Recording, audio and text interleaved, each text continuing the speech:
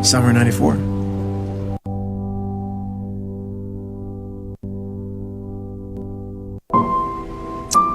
Mistaking me for someone else. We even talked.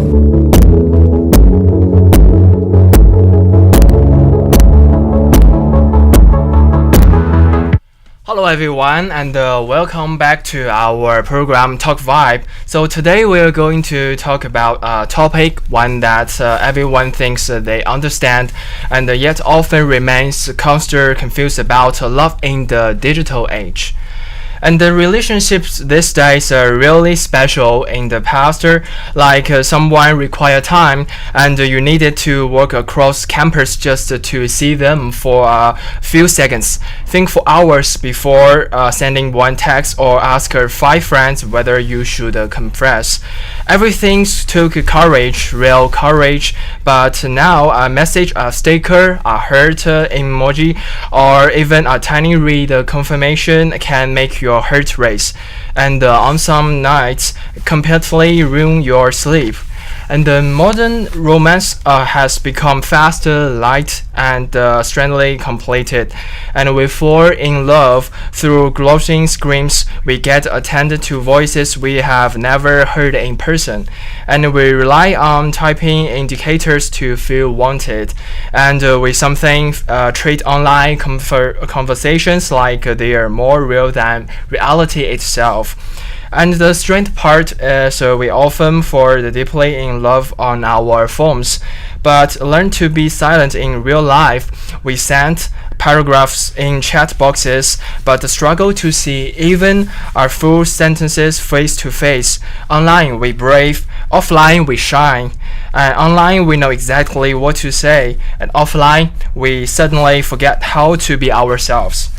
Maybe it's become forms gives us the illusion of control. You can think before relying, you can delete, retype, rewrite, and there's no trembling voice, no awkward eye contact, and no fear of being judged on the spot. But in the real life, flaws are visible and our expressions are real. Our nevertheless can't be edited to the fit out. And this is why many people say online we shine and offline we glitch. Online we are confident of various visions of ourselves, and offline we worry whether we are enough. So today we want to discuss how long is considered ambiguous. Now we will be doubt whether instant replies, how seriously these questions belong to the internet. They are fun, but they don't take as deepers. So today's and we'll be talk about the topic that no one can escape, as we all know. So let's welcome to our guest today, Yuxuan. Hello everyone, I'm Yushan.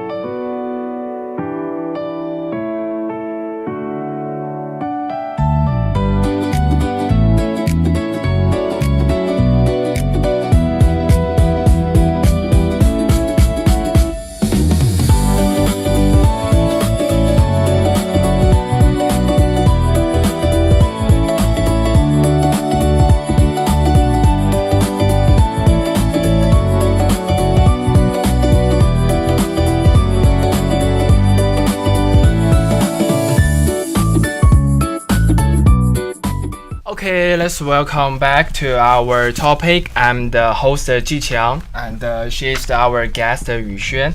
Okay, so Yuxuan, we just saw many stories of sweet online awkwardness in real life in the short film video, right? So you have interviewed so many students. So can I ask, why do you think this gap is so common? Okay, because online chatting makes it so easy to build a fantasy version of the relationship. You have time to think, revise, and choose the best replies. But in reality, you can't edit yourselves.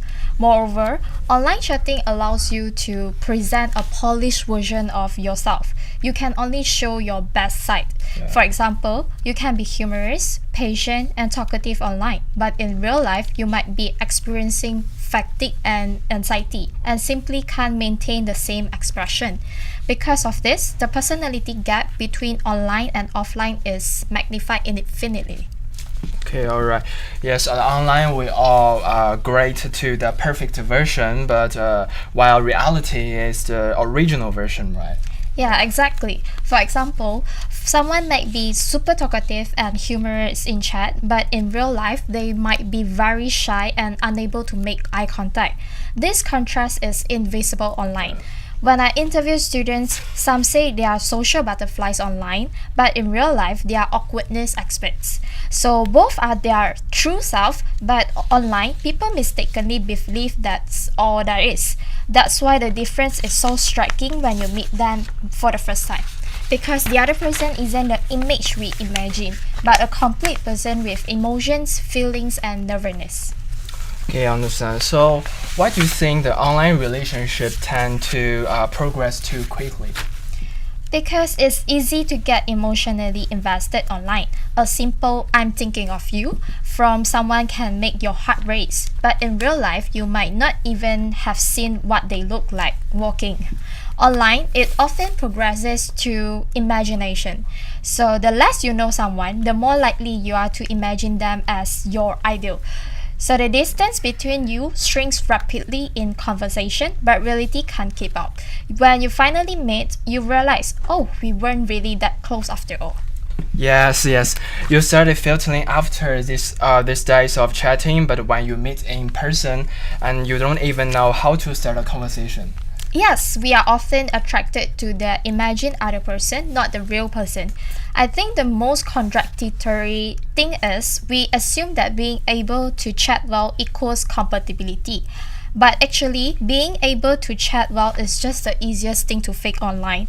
True compatibility must be verified to the details of daily life, rhythms and habits and values, and this can only be seen slowly in real life. Oh, so that's something I have always been curious about in all the interviews you have done with the students.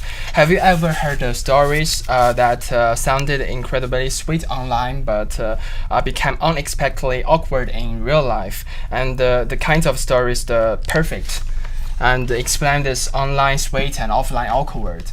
Yeah, way too many. So some stories are so sweet online, you think you are watching a romance drama, but once they meet in person, it turns into a documentary.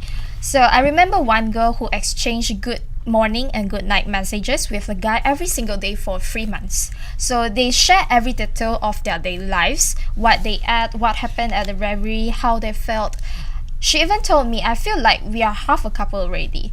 Meeting in person is just a formality. Yeah. But the moment they met, both of them instantly entered social anxiety mode. The girl was so nervous, she forgot how to breathe, and the guy was so nervous, he knocked over his water the second he sat down. So they thought the conversation would flow naturally, but instead, both were silently eating, silently drinking, silently feeding with their hands. The girl later told me, I thought my heart would race when I saw him. Turns out, the only thing raising was the voice in my head yelling, say something, say something. Yeah, I can imagine that online lover and offline introvert signal perfectly. Yeah, so when I asked her, were you disappointed? She said no. She just realized I like the world we created through messages, not him as a real person. Honestly, that sentence felt incredibly real. Many first-paced online romances aren't built on truly knowing each other. They are built on smooth conversations, instant emotional feedback, romance atmosphere, carefully curated versions of ourselves. But when you meet in person, all those filters shut off. Okay, understood. Have you seen the cases where people talked incredibly sweet online but couldn't continue once they meet in person? Absolutely, and more often than most people think. A boy once told me he and a girl could talk about everything, from the weather to future baby names. The girl told him, "You are an important person in my life." They comforted each other late at night, shared deep thoughts. Emotionally, they felt very close. But when they met for the first time, the boy realized the girl talked very softly, very slowly, and couldn't look him in the eyes. The girl realized the boy was actually a little impatient and easily anxious in real settings.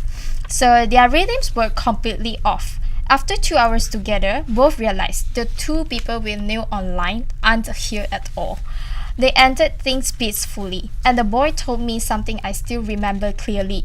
She's my favorite online character, but not someone I feel comfortable with in real life. It sounds harsh, but it's honest. You realize that online sweetness is a rhythm both people maintain together, while real life requires your true personality to step in.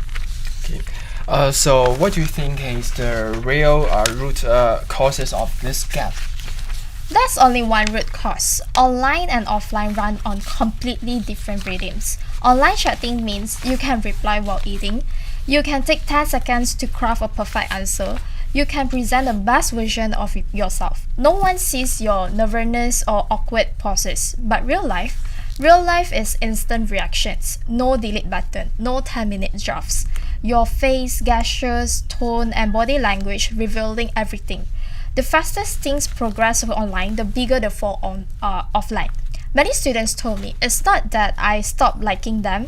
The real world was just too real too fast. It's not the relationships that's flawed, it's the pace that's mismatched. Okay. So what about stories when the first meet was awkward but things improved her? Yes, and all those are actually the ones worth talking about. I interviewed a pair who had been romantically chatting online for a month. Their first meeting was so awkward they could barely just haha, yeah. The girl was so nervous she couldn't drink water properly. The guy would say one sentence and she respond, "Really?" Both thought it was doomed, but luckily both were willing to give each other a second chance. On the second date, they ate spicy food together and burst out laughing when they both started tearing up. On the third date, they got lost together and laughed their way through it. On the fourth, they finally confessed, "I wasn't avoiding you, I was just too nervous." They later told me, "We didn't fall for the online smoothness, we fell for each other's willingness to make things work in real life." That sentence is so important. A relationship lasts not because of online chemistry, but because of the willingness to move closer to each other in real life. Okay, you mentioned the pace earlier. Do you think some students fall in too faster online? Yes and no. The problem isn't falling fast, it's mistaking fast for deep. Chatting 5 hours a day online doesn't mean the bond is deep. Real depth is what you talk about, what you experience together, how you handle uncomfortable moments, how you resolve misunderstandings. I always joke, online romance is instant coffee. Nice, but instant. Real romance is hand-brewed coffee, slow but meaningful. If you fall too fast, you easily ignore crucial questions like, can you accept each other's daily habits? How do you handle bad moods together? What happens when you argue? Do your values match? Online chatting hacks all this. Wow. So then what are the most common misjudgments students make when dating online? I'm summarize 3 online misjudgment traps. It is very real and very dangerous. So misjudgment 1, he chats so well so he must like me. Not necessary. Some people are naturally friendly, warm and entertaining. You think you are special, but he talks this way to everyone. Misjudgment 2, we chat smoothly so we are compatible. Not true. Smoothness can come from similar hobbies, trying to impress the other, creating a sweet atmosphere. Real compatibility is only clear in real life. Misjudgment 3, he seems stable in text, he must be stable in real life. No, you can hide anxiety in messages. I'm Sophia and I'm studying architecture at UCSI. I've always wanted to be an architect. I love the intricate details that make buildings unique, and I deeply value the thought process, the purposeful choice of materials, and the overall design philosophy behind every successful project. At UCSI, I'm glad to learn from professors who are authorities in the field. Many have years of industry experience, and this shows in their lectures, tutorials, and field projects. They foster a dynamic learning environment, and I'm constantly encouraged to think harder, work smarter, and do better. I enjoy many opportunities to apply what I learned. The facilities here are great, and I've also expanded my network. Hey, hello, welcome back, and I'm the host Ji Qiang, and she's our guest Yu Xuan. So, have you ever seen cases where the people chat very sweetly online but couldn't continue in real life? Too many. There was a pair of students who chatted for over 10 hours every day, very sweetly, but when they met for the first time, all they could say was, "You speak first?" The whole process was so silent, you could hear the wind laugh. They later told me that it wasn't that they didn't like each other, but they didn't know how to bring that smooth and natural feeling online into real life. I think this is particularly true. The more accustomed you are to a certain interaction online, the higher your expectation for reality become. Once reality doesn't meet those expectations, you feel something is wrong. It's not that they are incompatible, it's just that reality takes time. But online interactions make them mistakenly believe we should be great right away. Yeah, that's really true. Yeah, therefore I often remind everyone, online chemistry unequal offline compatibility. True compatibility means face-to-face interaction. Online, there are many blank spaces to imagine, but reality cannot be maintained by imagination alone. If two people are willing to overcome the initial awkwardness and uncertainty about what to say, the relationship has a better chance of moving in a real direction. Wow. So, since you have spoken to many students, I'm curiously, do most of them actually understand what they are looking for, and whether online or offline, or are they just following emotions? To be honest, most of them have absolutely no idea what they are looking for. It's not because they are immature, it's because online interactions trick you into thinking you already understand someone. I've seen so many cases where two people talk every night for months, and one of them starts assuming he must be romantic, she must be gentle, we must have chemistry, this must be something serious. But all this assumption came from messages, not from actual behavior. There was a boy who told me he fell for a girl because she always replied instantly and always used soft emojis. In his mind, she became this very caring, gentle, attentive person. But after they started dating in real life, he realized she wasn't gentle, she was just polite. She wasn't always attentive. She replied instantly because she was always using her phone. And the soft emojis, that's just her texting style with everyone. He told me I didn't like her. I liked the version of her I built in my head. This happens way more than people think. Wow, that's really actually very relatable. So many of 4 illusion they created. Have you ever heard of cases where the illusion were so strong that reality felt like a shock?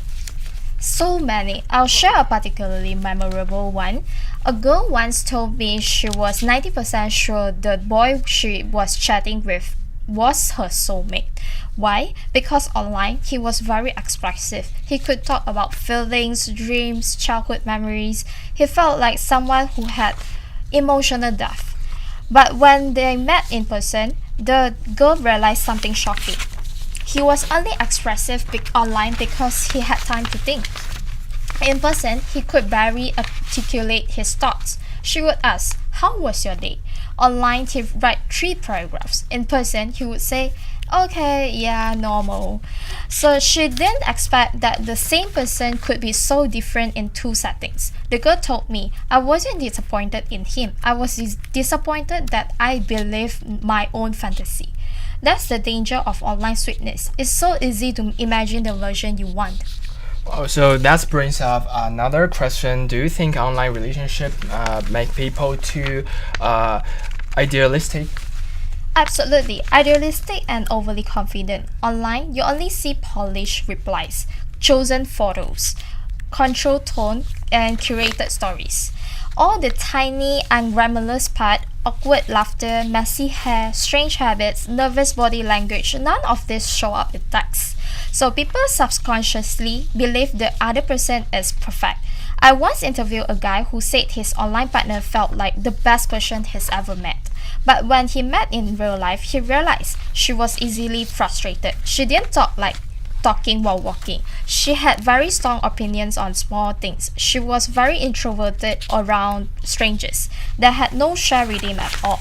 He told me it's not that she wasn't good, it's that I set expectation that no real person could meet.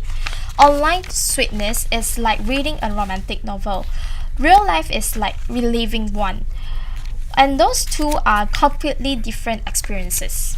Oh, so have you also seen students who prefer the online version and purposely avoid the meeting? Yes, and it's becoming more common. Some people enjoy the control distance online provides. They can appear confident even if they aren't. They can seem patient even when they are not. They can be funny, flirty, brave without the pressure of real-time reactions. They never need to deal with awkward silence. One boy admitted to me, "I'm scared that if she sees the real me, the magic will disappear." So he kept finding excuses not to meet. Eventually, the girl got tired and said, "I'm not dating a phone." He realized he didn't want a relationship. He wanted a safe space to feel liked. Many students fall into this trap. They confuse the comfort of online interaction with genuine emotional connection. Okay, but what about the opposite? I mean, the people who meet too quickly. Yes, that's also a thing. Some students meet within a week of chatting, and that's not necessarily bad, but problems arise when you rush into a relationship before knowing the basic. A boy once told me he really liked a girl he met online and asked her out that very next day. They clicked immediately. Within 2 days, they were already acting like a couple. But 2 weeks later, reality hit. He was extremely punctual, she was always late. He needed daily texting, she prefers space. He loved physical affection, she didn't. He planned everything, she was spontaneous. They never talk about any of these differences because everything moved too fast. He said, "We fell into the relationship before building the foundation. Sometimes the issue is not online versus offline, but speed versus stability." Well, you mentioned a misunderstanding earlier. So, what are some common misunderstandings that happened and when transitioning from the online to the offline? There are a few very classics. One, so misunderstanding one, they are shy in real life. Maybe they don't like me. Not true. Some people freeze when they are nervous. Their silence isn't rejection, it's overwhelm. Misunderstanding 2, they talk less offline, something is wrong. No, texting and speaking require different mental processes. Some people think better when typing. Misunderstanding 3, we had awkward moments, we are incompatible. Actually, awkwardness is normal when transitioning from online to offline. What matters is whether both people try again. So misunderstanding 4, they look different in real life. Maybe I've got deceived. Most of the time, it's not deception. It's just different lighting, angles, and expression. And next, misunderstanding. They didn't act like their online persona. They lied. Not necessary. Online persona is like a highlight reel. Real life is the unedited version. People forget that both versions are real, just expressed differently.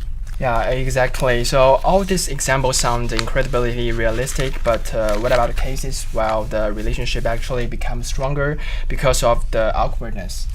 Those are my favorite stories. There was a couple whose first meeting was a completely disaster. Awkward silence, clumsy movements, zero chemistry. Yeah. But instead of pretending nothing happened, the girl messaged him afterward. "Today was so awkward that it was kind of cute." He replied, "Same, my brain crashed the entire time," and they laughed about it. Their willingness to talk about the awkwardness became their turning point. Eventually, they told me, we didn't fall for each other's perfection. We fell for each other's honesty. That's the beauty of transitioning to real life. You get to see the genuine, unfiltered version of someone. Yeah, I think that's a really heartwarming. So, if you have to give one final ultimate piece of the advice to students navigating online and offline romance, so what would it be? If I had to choose one, it would be don't chase the version of someone who exists only in your imagination. Online romance is not fake, it's just incomplete. You need both sides, the soft, expressive online conversations and the clumsy, imperfect offline movements. The combination is what makes a real connection. At the end of the day, the couples who last aren't the ones who had magical chemistry in text, but the ones who are brave enough to bring that connection into the real world, to face each other, to be awkward together, to laugh at mistakes, to misunderstand and then understand again, to show up even when nervous.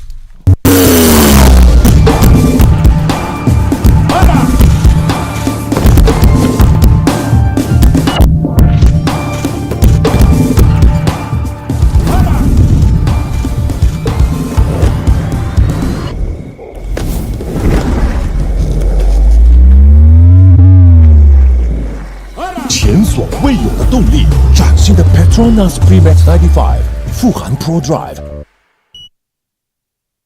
Back to our program Talk Vibe. I'm the host Ji Qiang and she's our guest Yu Xuan.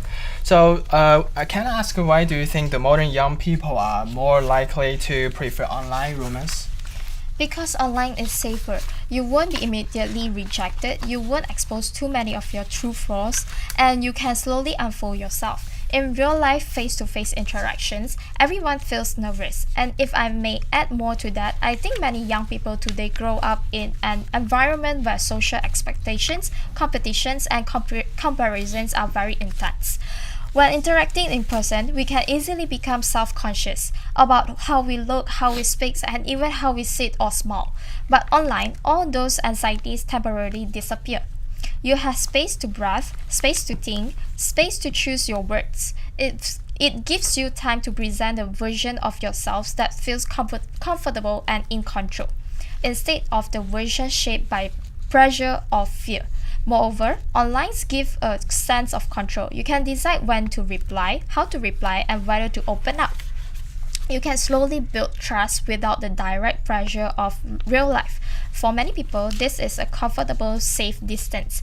Another important point is that online romance allows people to connect based on emotional resonance first. You are not distracted by physical appearance, body language, or social status. Instead, you pay more attention to someone's thoughts, value, humor, and emotional expression.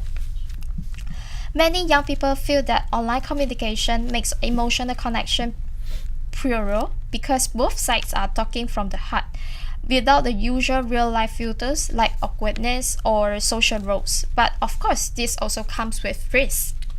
So online is like safety filters, right? Exactly. But if the filter is too strong, it will also prevent you from seeing the truth. You might find the other person incredibly gentle and considerate, but in reality, they might just be an ordinary person. Online interactions brings us closer, but they also make us overlook some truly important aspects, right? Lifestyles, values, and conflict resolution methods. This can be seen from messages. And I think this is where many misunderstandings happen. Online, people tend to show the best parts of themselves. They type after they thinking, they hide their bad moods, and they filter out their real life frustrations. The version you like might be a polished version, not their true self. So sometimes the moment the relationship enters reality, everything suddenly becomes more complicated. For example, the person who seems patient online may actually be short-tempered in daily life. The one who always replies sweetly may be completely different when stressed or exhausted. When we only see someone through text or voice notes, we lose the context of their real routines, habits, responsibilities, and emotional filter. And likewise, we also present a version of ourselves. We might appear more confident, more gentle, or more expressive than we truly are. So the safe distance that protects us can also become a barrier that prevents us from forming genuine understanding. Wow. So what you just said, we don't like the other person, but other image we have of them to in our minds is really heartbreaking. But also very real. I think understanding this is important. It won't make us disappointed in online relationship, but rather reminds us treat online liking as a starting point, not an end point. Real relationships need to be tested, understood, and refined little by little in reality. And those real reactions, real awkwardness, and real conflicts are the key to making love more solid and profound. And honestly, that's where the beauty is. When two people move from the comfort of online conversation into the unpredictable, imperfect real world and still choose each other, that's when love becomes meaningful. It's not about staying perfect, it's about staying together through imperfection. Wow, exactly, yes. So thank you, our guest Yuxuan, to share your opinion and experience and during our conversation. And so the next, I will let's thank you our sponsor, and let's to take a short film and end to our this segment of our interview. So thank you, Yuxuan. Thank you, everyone.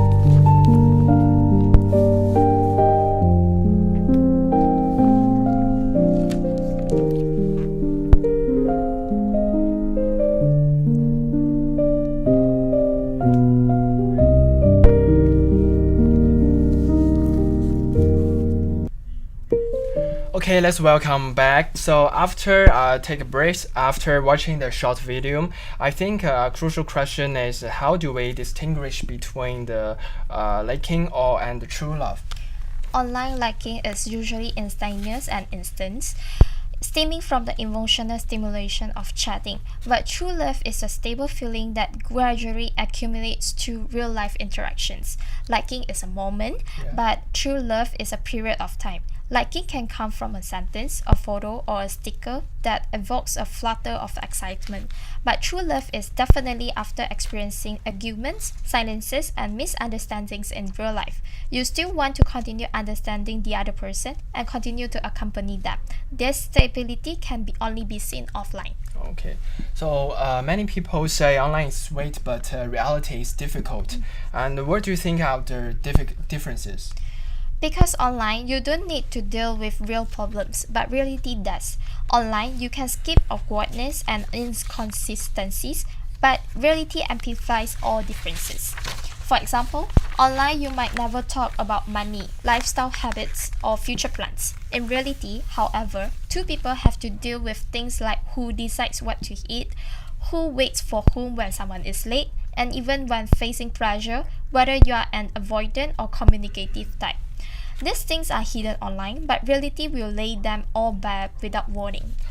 So why do people feel so frustrated when there's a gap between online and offline interactions? Because we assume sweet online equals sweet in real life, but that's a misunderstanding. Online is more like a preview. You see the practice part of the other person, but reality is the complete version, including their impatience, fatigue, anger, and vulnerability. Many people, when first facing the complete version of their partner, suddenly don't know how to interact. But this isn't filler, it's the first step for the relationship to become real. So in your opinion, and what's the hardest part about the trust in a real relationship? The hardest part about trust is you have to believe in real person, not someone you imagine. Many people get hurt in relationships because they trust in I thought he would be like this. I imagined him to be like that. But the reality might be completely different. True trust is knowing his flaws, his imperfections, but you still choose to believe in his sincerity, his efforts, and his growth. What about communications? Why do you think communication is so difficult in reality? Because communication isn't about expressing emotions, it's about expressing needs. In many relationships, we think we've made ourselves clear, but actually, we are just expressing emotions. Why didn't you reply to me? Don't you care about me? Real communication should be I need to be understood. I hope you tell me what you are thinking. I hope we can face this together. Emotions create distance, but needs bring two people closer. So Yuxuan, I noticed that many students say that they often mistake intensity for depth. From your interviews, what are some common misunderstandings young people have about intense feelings? This is extremely common. A lot of young people treat instant feelings as deep connection, but they are completely different. I often hear students say, "My heart races around him. I must really like him." But a racing heart may come from excitement, curiosity, novelty, or even fantasy.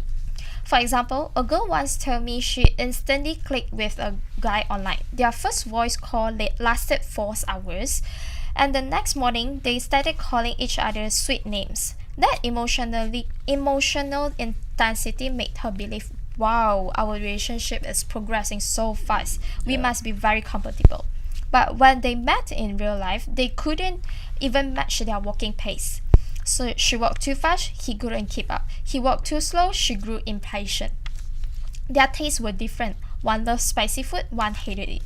Their future plans didn't align. One wanted to walk abroad, the other wanted to return home. In reality, they weren't compatible. They simply fell too fast. Falling fast isn't wrong, but when you fall fast too early, you fall into illusion. True love is never a volcanic eruption within 3 days. Real love is when, after 10 dates, you still feel his presence make me feel at ease. So why do you think the people are so easily confused being created for with being loved? Because deep down, everyone longs to be seen. If someone texts, "Have you reached home?" you immediately think, "Does he like me?" If someone checks in on you, you start imagining. Maybe he cares about me more than others. But care does not equal love. Some people are warm to everyone, some are naturally thoughtful, and some simply have good social habits. A boy once told me he is gentle with every friend, asking, "Have you eaten? Get home safely," comes naturally to him. But 3 girls ended up thinking he liked them. He was so confused. So I often remind students, you can't measure love by what someone says, but by what they consistently do. Love takes time to verify. It's not confirmed through one sweet sentence. You mentioned real life difficulties, so could you share more everyday examples that really help viewers understand what reality feels so challenging? Of course, let me share some of the most typical ones. So, difficulty 1, different life rhythms. One couple chat wonderfully online, but in real life, they had completely different paces. One was a fast-paced planner who organized every day. The other was laid back and spontaneous.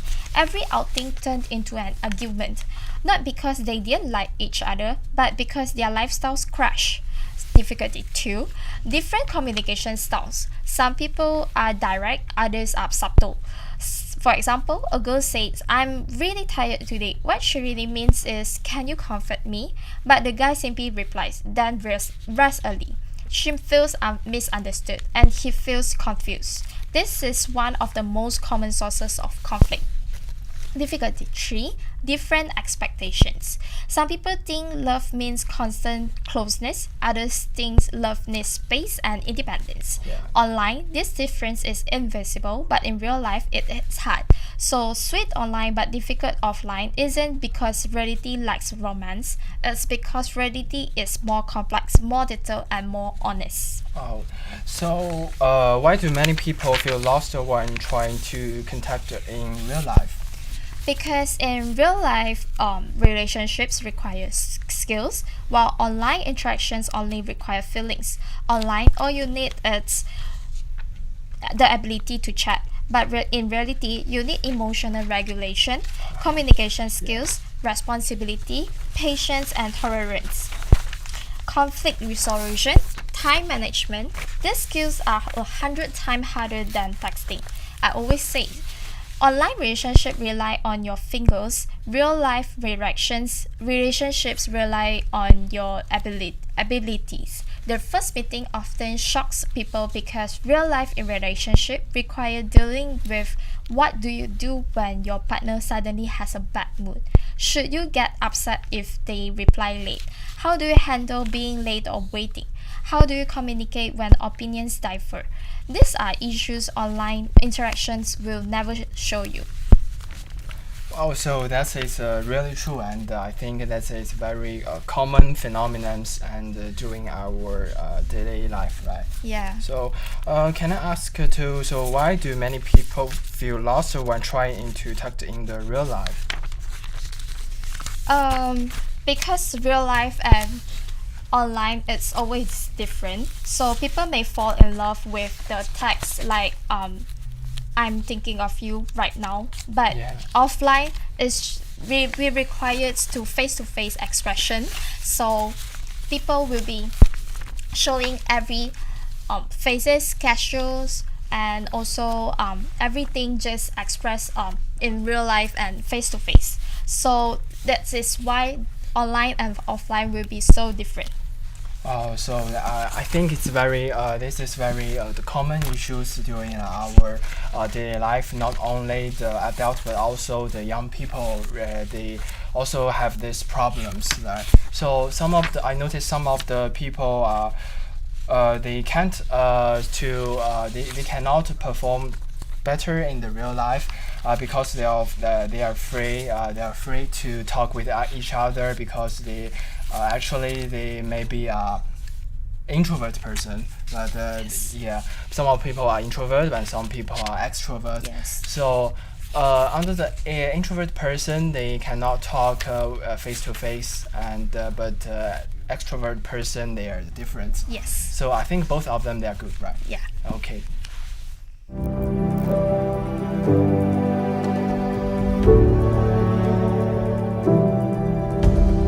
Hi, Proton. I'm here.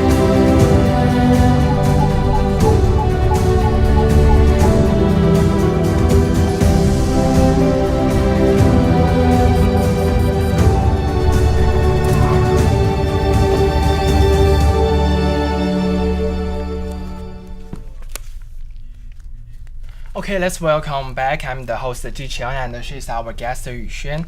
So after a short film, so can I ask, what are you saying the same to make sense? And have you heard any particularly memorable case while interview students? Of course, a couple was incredibly sweet online, saying goodnight to each other every day and sharing their lives. But in real life, Yeah. they constantly argue wherever they met. Later, they realized they weren't incompatible. They just didn't know how to communicate in real life. Online, they could take time to think, refine, and express themselves, but the pace of reality was too fast for them to keep up. Once they learned to stop and say, "We are not arguing now, we are just expressing different needs," their relationships improved. Wow, it sounds like communication really is an art. Yes, communication isn't a talent, it's practice. Just like liking someone is instinct, but loving someone is a skill. You have to practice listening, practice speaking up, practice not running away, practice continuing to believe the relationship is worth repairing even in misunderstandings. This all take time. Okay, so what do you think is the most crucial things for maintaining a relationship in the real life? I think it's the courage to face reality together. Authenticity is harder than romance. Romance only requires a sweet word, a thoughtful little gesture, but authenticity requires two people to preserve true arguments, to stay together through low points, and to choose to stay close even when seeing each other at their worst. This is something deeper than sweetness. So, what do you think love will ultimately become? Love will ultimately become a sense of security. It's no longer about raising head, but that feeling of I can feel safe with you by my side. You don't need to be constantly perform, to be perfect, or to be constantly tense. You can be yourself, and the other person won't leave because of it.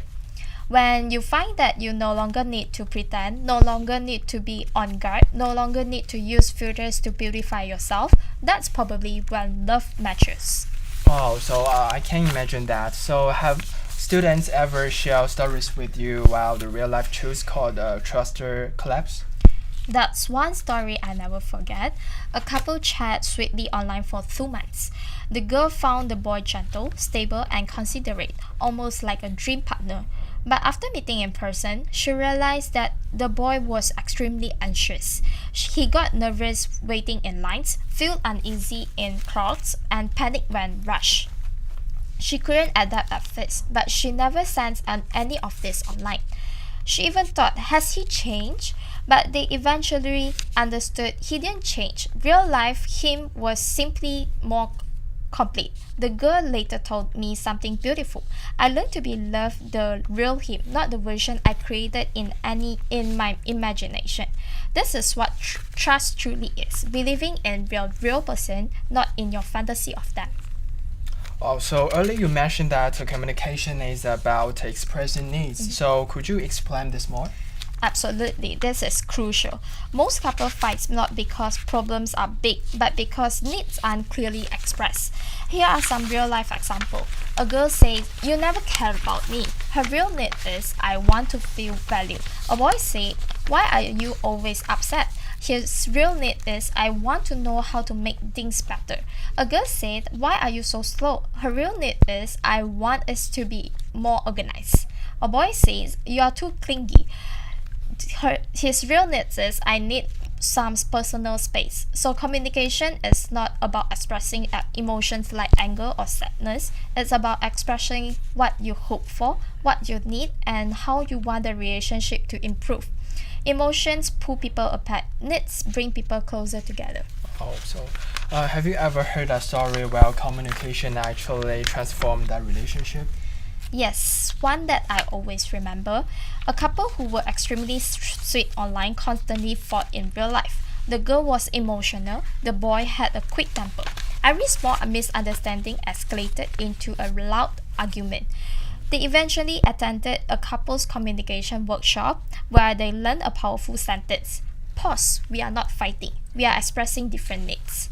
This sentence saved their relationship. Whenever tension rose, they reminded each other, are we fighting or are we expressing needs? And instantly, both calmed down. The girl said, I didn't know how to talk to him. I wasn't angry out of dislike. The boy said, I wasn't mean, I just didn't know how to express myself. Once they stopped fighting to win and started communicating to understanding, everything changed. Oh, so what do you think is the key to maintaining a real life relationship? I believe it's the courage to face reality together. Liking someone is easy, a sweet message, a cute emoji, a cup of milk tea is enough. But loving someone requires staying through arguments, supporting each other through stress, not leaving during the other person's worst moments, continuing to communicate despite misunderstandings, choosing to move closer even when disappointed, accepting imperfections and still holding their hand. This is love. Romance is easy, realness is hard. Yeah, absolutely. Yes. So, and you had to describe the mature love in one sentence. What would it be? Mature love is feeling safe is more important than feeling excited.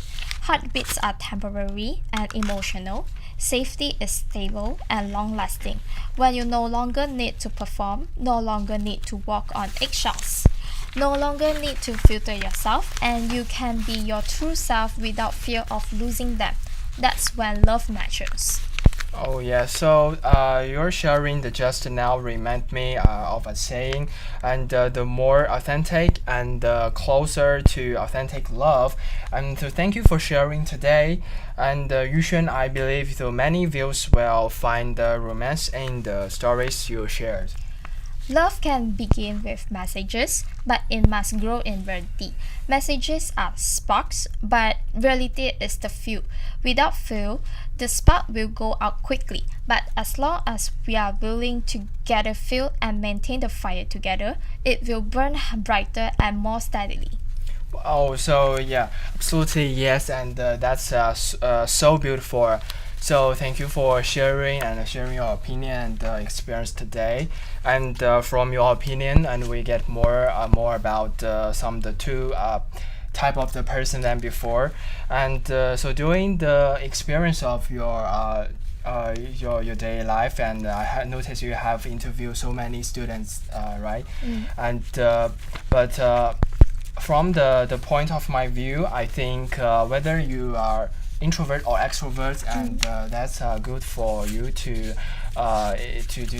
in your daily life. Yeah. So have you can I get some suggestions for your audience? Just be brave.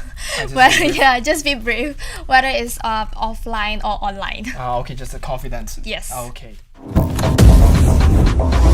Who wants up to 3 times more Mesra Rewards points? At Petronas, you get more. More points. Simpler, better, now cardless. Just key in your phone number at the pump, Mesra store counter, or use the Settle app. And it's more rewarding. Get up to 3 times more Mesra Rewards points with Settle and redeem fuel. Visit mymesra.com.my for more details. Simpler, better, and more rewarding. Okay, let's welcome back to the Talk Vibe. So next, and we will move on to today's most romantic, exciting, and potentially hurt approaching the game segment. So the matchmaking, the successful or missed opportunity. So the role of the game I can explain, and the rules are very simple. I will read out 2 messages, an A and B. So the guest must choose within the 5 seconds the more sense and worthwhile the message, or the message that might cause you to miss out on a relationship.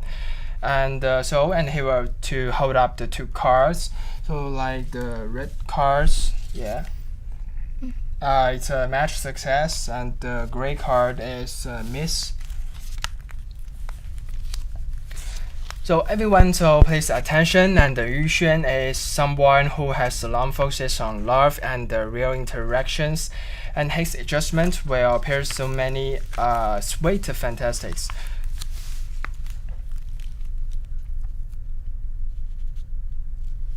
So let's start the question 1, and the first is hey, so you are so pretty, so can we get to know each other? I saw your recent article. It was very insightful. Can we chat? Oh, okay, of course. So, Yushen, so which one do you think is more likely to make you want to continue the conversation?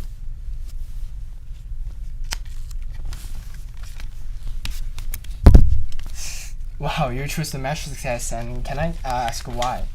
Because B is more sincere and has more substance. He doesn't just look at appearances, but is interested in your thoughts. A's tone makes it seem too purposeful. And I think the most important thing in an opening line is you see me, not just my appearance. B at least read your sharing carefully, that kind of the feeling of I notice your thoughts. It's more likely to put someone at ease than a simple compliment like you are pretty. Oh, so let's move to our question 2, and the topic is about the good morning, the greeting. So, are you awake? Good morning. Hope your classes go well today. And so this is very common. So, can I ask which card, and you could just hold up? B. Match success. Okay, why?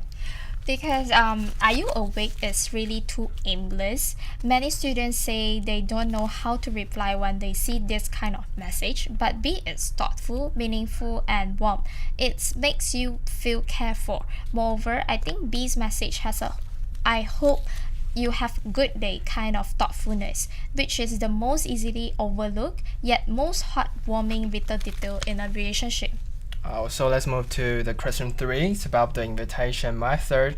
So what are we doing tonight? Want to meet up?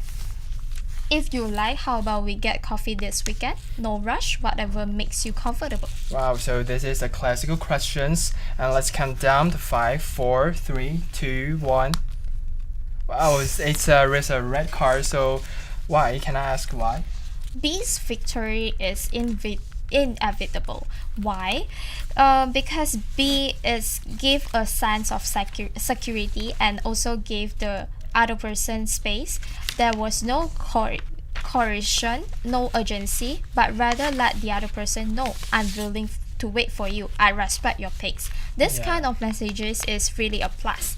I think people who are serious about relationships won't rush to meet immediately. B's way of expressing it is, I have expectation, but I won't put pressure on you. This is a very mature demeanor during the ambiguous stage. Wow, that's a very exactly. So let's move to the question 4. Sorry, I'm a bit tired today. I'll get back to you later. So, and this is one of the most common situations in the real life. So you can raise up by the gray card at the miss. Why? If the other person often only replies with, oh, it's not being cold, it's not in interest. But B at least explains the reason and puts the other person at ease. Honesty is always better than cold treatment for a relationship to continue. Many people misunderstand silence as maturity, but sometimes silence is just avoidance. B may be simple, but it says, I care about you, so I'm willing to explain. This small act of sincerity will make the relationship go further. Okay, let's move to the question 5, the mystery demand of the ambiguous stage. What happened to you play today? Have been waiting for so long. I don't know if you are busy, but I hope you have a good day. Okay, so these ones are really tough. You can choose which one? Wow, the match success. Okay, what? Okay, a carries emotional pressure, which can make the other person feel burdened. B shows concern without demanding an excessive response. It's a mature way of communicating. The worst thing about the ambiguous stage isn't not replying, but demanding the other person reply according to your expectations. B's way of expressing it is, I see you might be busy, but I still hope you are doing well. This kind of non-possessive, non-judgmental concern will make the other person want to get closer to you. Yes, yeah. So the most important thing I think it's about the ambiguous stage, and is don't put pressure on the other person. So today's through the 5 messages we have seen the many real life relationship situations, and the Rishuan's choices tell us The sincerity and the sweet talk, warmth, instant replies, respect urgency, thoughtfully, emotion pressures. The true connection comes from the real life care, not typing speed. Yes, love isn't a competition of who replies fastest, but who puts more effort into it. Many people treat chatting as a performance, but relationships are never performances, but mutual understanding. If you are willing to put in the effort, the other person will naturally feel your care. Okay, thank you, Yuxuan. So let's move on to the next conversation with even more tenderness. Okay, this topic so today we move on to from the sweetness of online chat to the reality to face-to-face interaction. So from the ambiguity of messages to the communication and the trust most needed in a relationship. Without love only require feelings, but usually tell us what truly sustains a relationship is courage. Yeah. So and the willingness to slow down. Okay. So today let's talk about thank you for Yuxuan to share your opinion and experience, and from your opinion we can learn more some knowledge before. So thank you for sharing today, and I'm the host Ji Qiang, and thank you everyone.